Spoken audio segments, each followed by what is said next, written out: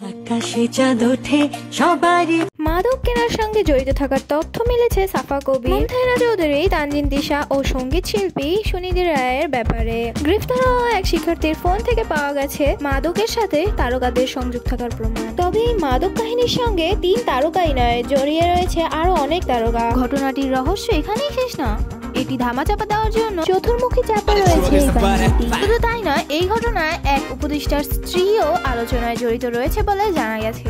এখন হুমকির বিষয়টি সামাজিক যোগাযোগ মাধ্যমে বিশাল ভাইরাল। অনেকে বলছে এটি ভুয়া এবং অনেকে বলছে এটি সত্য।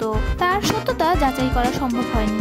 গেল 17 অক্টোবর ডিএনসিসির সহকারী পরিচালক MDLASD ক্লোজ সহ আরো অনেক মাদক সহ গ্রেফতার করা হয়েছে সাবেক শিক্ষার্থী অরিত্র রায় দেবকে।